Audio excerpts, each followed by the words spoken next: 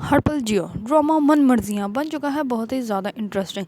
ज़ारा से हमज़ा का निकाह होने के बाद मंशा आ जाती है घर। जैसे ही हमज़ा जा रहा होता है बाहर की तरफ तो इधर में ही मंशा आती है और उसको शुजा छोड़ने आता है। शुजा उसको कहता है कि ठीक है अब यहाँ से तुम अंदर चलो। वो अंदर नहीं आता, वो सबको देख रहा होता है कि कहीं कोई आ ही ना जाए। इस पर वो जल्दी से उसको छोड़कर गाड़ी की तरफ चला जाता है। जो जैसे ही हमज़ा उसको देखता है तो हमज़ा मंशा के पास भाग कर आता है और वो कहता है कि तुम इसके साथ ये शुजा यहाँ पे क्या कर रहा है, इसकी हिम्मत कैसे हुई यहाँ पे आने की। तो इस पर वो कहता है कि तुम गई कहाँ थी, तुम्हें पता भी यहाँ पे हो क्या क्या। इस पर वो कहते क्या हो गया है तुम्हें। इस पर वो इतनी ओवर एक्टिंग करती है कि जैसे कुछ हुआ ही ना हुआ। इस पर वो उसको कहती है कि क्या हो गया यहाँ पे, मैं तो पार्लर गई थी और तुम्हें पता है मेरी जो पार्लर वाली थी उसने मुझे कहा था कि कल उसने चली जाना है। तो वो जो उसने डील से मुझे दी हुई थी वो कह रही थी कि आज ही आ जाओ, आज आकर वो डील से ले लो, तो कल मैं तुम्हें टाइम नहीं दे सकूँगी। इस पर थोड़ा सा टाइम ज़्यादा लग गया और वो कहता है मैं तुम्हारे ऑफिस भी गया था, तुम वहाँ पे नहीं थे। इस पर वो कहती है कि तुम्हें किसने कहा कि मेरे ऑफिस में मेरा पार्लर है, और वैसे में ऑफिस में पार्लर नहीं होता, उसके साथ वाली बिल्डिंग में पार्लर था। इस पर तमाम लोग बहुत ज़्यादा हैरान और परेशान हो जाते हैं। जैसे मंशा और हमज़ा की ऊंची ऊंची आवाज़ें सुनते हैं तो सारी फैमिली जो होती है वो बाहर घर भाग कर आ जाते हैं। इस पर मंशा कहती है कि मैं अम्मी आपको बता कर दो गई थी। इस पर जो होती है उसकी माँ पहले कहती है कि नहीं, इस बार दूसरी दफ़ा उसकी माँ जो होती है उसके झूठ के ऊपर पर्दा डाल देती है और कहती है कि हाँ ये मुझे बता कर गई थी। इस पर उसकी माँ जो है वो बहुत ही ज़्यादा झूठी है, वो अपनी बेटी के हर झूठ पर पर्दा डालती रहती है। इस बार जैसे ही वो उसकी तरफ देखती है ज़ारा की तरफ, तो ज़ारा को कहती है कि ज़ारा मैं तुम्हें भी तो बता के गई थी, तुमने किसी को बताया नहीं। इस पर वो कहती है झूठ क्यों बोल रही हो, तुमने किसी को कुछ नहीं बताया, मुझे भी कुछ नहीं बताया, तुम अपने कमरे में रेडी होकर बैठी हुई थी, तुमने कोई भी ऐसी ट्रीटमेंट नहीं लेनी थी और तुम झूठ बोल रही हो, तुम पे अल्लाह का अज़ाब होगा, तुमने मुझे रसवा किया है, मुझ पर इल्ज़ाम लगाया है। मैं भी तुम्हें दुआ देती हूँ कि तुमने जो झूठ बोला है और जो तुमने किया है तुम सारी ज़िंदगी इसी की मार खाओगे। इस पर जो होता है वो ज़ारा का बाप वो अपनी बेटी ज़ारा को देखने लग पड़ता है कि इसने क्या कह दिया, लेकिन उसकी मंशा ने तो झूठ बोला ही बोला।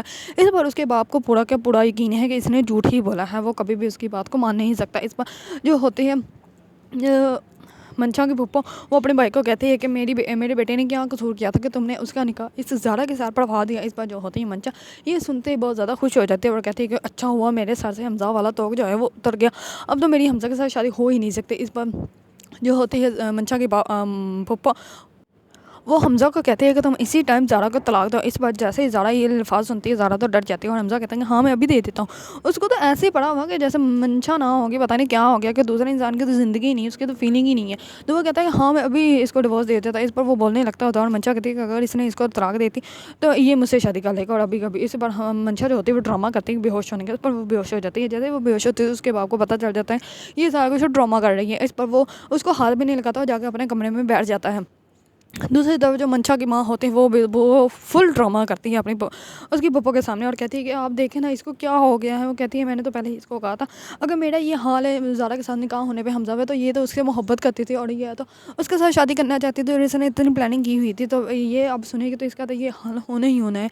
इस पर वो जैसे ही मैं उसकी पप्पो कहती है हमज़ा को जाओ तुम डॉक्टर को बुलाओ। इस पर डॉक्टर को सुनते ही होश में आ जाती है क्योंकि उसको पता है मैं बेहोश तो ही नहीं।